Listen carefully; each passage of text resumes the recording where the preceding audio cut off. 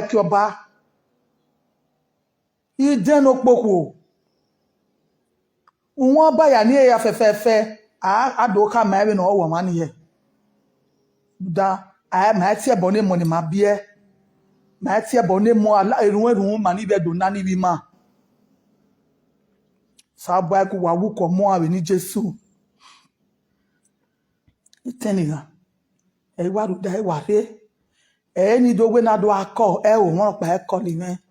Where by a talo, mamma, no sees all, my only way, no sees all.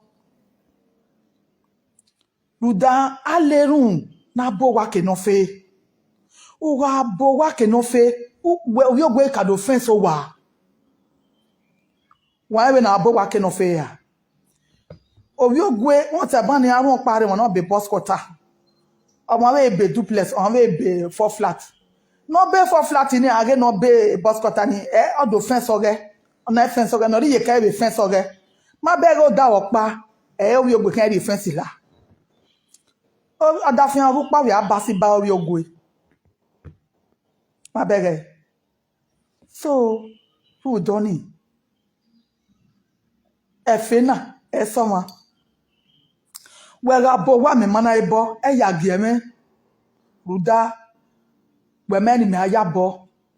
Well, I be duplex, may not be what's here near Bonnet, self-contained.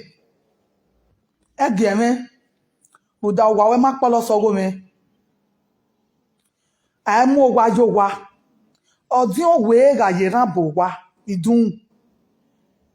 Oh, why am I doing it? Or the way, on my ye plaque, ya boa, be 1 room. Wani cannot be machon le guy, or what your way, cannot do me to do why you get with more what you gonna do way, no a bogger bar, no bogger no vehicle, no, I'm making out the tally to wa. Attending her. And when needed do tamuwa. Eh, na Walaho. Ku wena tene yo egbe. Laho wo. Wena tene yo egbe. Laho. Ya wegbe. Mo. Ami wane wonsan. We no we tell yo wan we egbe.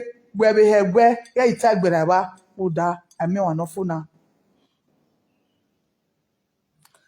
Ami wane me gbovo. Anybody, o salo bwana no ji maya diagbon. Omo san. We me ero mo san. We no omo san he. We mi me so we yi mabe o salo bwana beto salo bwana ten. Me no salo bwana yagbon na he ten. Wa o salo bwana. Wa jo na kere. Komo no wa jiwe no wa je. O wa jo ma we ma o. E ba ni ana zan. Salo bwana je no me go ni. Enyo je ni no ma. Enyo je ma bere gbegbe ke mi ami awe eden we ya hin oni o se na pon salobo aye eden we ya hin oni o se no keke we pon salobo aye dere wala wo wa mezo fwa wa vie mole wa ri won wa ya le titamu wa e ki e wa iwa mi egbe ọmọ bí wọn gọ̀bẹ̀ kàfàchán wàyá ní picture ilẹ̀ yìí ẹ̀dùn wáyé wa gúrù lórí ẹ̀ láti hàn gẹ̀ picture ọ̀nù yá bí wọn gọ̀bẹ̀ kàfàchán dẹ́rẹ̀ àà wọ́n ní àkínjí wọ́n ní màbẹ́rẹ̀ wa ẹ̀ máa ibi ẹ̀dọ̀ ẹ̀zọ́ ọ̀nà òrótọ́ náà ẹ̀ máa wọ̀ wà gbí mẹ́rẹ̀ arú ìvànà wà gbí náà wá sí okókó wa gba social media náà ọ̀nù náà ẹni nọ́pà ẹni abẹ́rẹ́ obona naga eni obona pa naga eni wa ma ere kene ni eva na wa gbe oto okin asofai eni eva kene eni eva na ven oto okin asofai so eyan eva no gun na nezo iwa roto na no ma fo ma bi na o wa fi ezo ni yan so eni ka o ga ri o fu de ye pin yan eva o sa lo ba ga ri o fu de ye pin yan eva ona ewu obi ona ewu yan eva yu yan no yu ki ezo no roto na ri wan ropa ko pe ana oko no ne ezo na ri kana wa ropa yu ki o tu wa kan ri e no re gbomo ayo ogbo wa mo no ma se ti gbo wa mo So pa laho wa kan ata ye mi na amozo na fo ha o eni wa ro da e latia do ta e na hun ni kawe ni gie e na hina wala wo then o de no give ano ibe ro mana ni be kuku mama se na wa gi ma be duji ma veji wa ho ya wa gi ma duji maji because every ala no ko to guga mi every ala no ko to guga mi iye won ya ta ma mi iye mi o ta ma mi owe uga wo kan ga bagbe iye gi mi enwe jo yi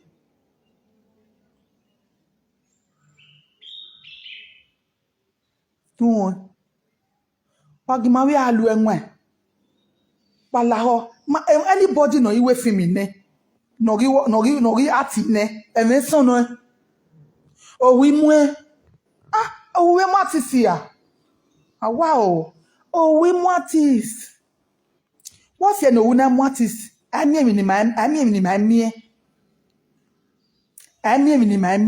artist ami mi ni ma mie ima yebo gwegbeku ayokan aya gwegbeku be ni meje na o si e na mi we be ni meje na na mi aruwe bibie ka ni na gbon se we digo ba igele digo mi me ovie board kun agie o ma we ni e digo to re de agbe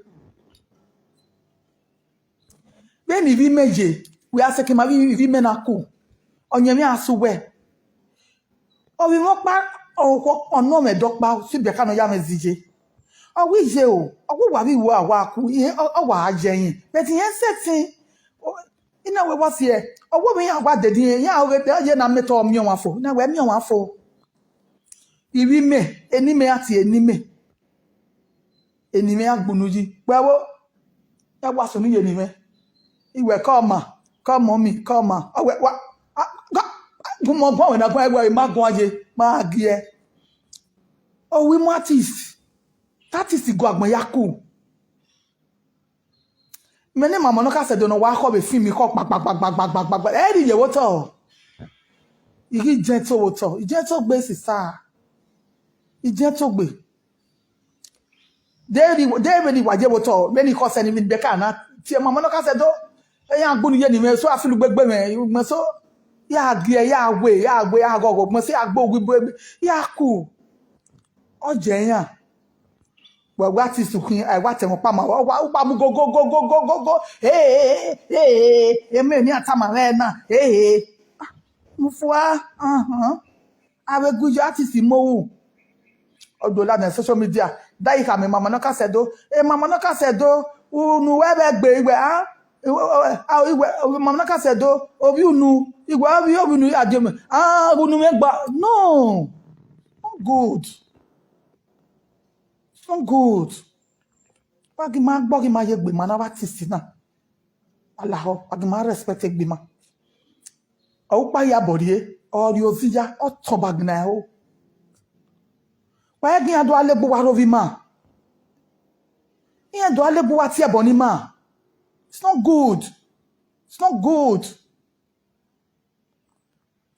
We ma egbe we are film here gide as I again on time as I la mo fa wan we film here YouTube ya sell we film here YouTube there are 20 wa ga 5,000 wa ga we to sell ma sell because a YouTube wa mo mi YouTube a click ene uge o ma ga view apare wa ni ugu down yo o magi down yo click no click ene dega na ke cassette no ni cassette na kaka boye se no wedo ana no se ni ana ono we film ni we wa ka ga YouTube ni ete nu we je ni e film no we are moye ke me so kama we ede yusu no bu ede ka ga no matter of ede oni be yo to eni uwaro mi no de pa wa pon sa gba we YouTube agmo ayige so wala wo amana wa ti si na agimaduji maji ege ya ma ya nya social media ma keke ye mi no gba at all mi no gba artist ti ma won go ti ma respect wọn manawa ti sina ti ma respect wọn abedu and ma make na me no respect ma when I take a gidi I so ati abonu na social media wu moji we ga we no Hollywood ni ko ni ra ni ri so yan kai ni unu wa emi do ladan do aheju ede be zanu ri pa ado aheju ede be no mokun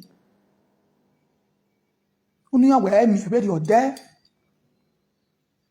ero wa gidi no mata any mejena awi me ebreza awi me we ebreza mejo enwi no beg the son ni yakin come on me come ko ye laveze o ko mama no ka sedo e ma call me ne webo ana we mama no ka sedo na e mama ka sedo ni kiyan na me no ma come ko yan we me he iya we no je we television e ru je wo to ina e wata ina e me be ni je we television mo mi iya wo ko gbe iya we odafon ri oku wa ku loko ya no odafon ri wa ku loroko ya fefe kwa ige won le kan odafon ye ge won lawo ma iwa ku le won yan da ina e wata ina e me so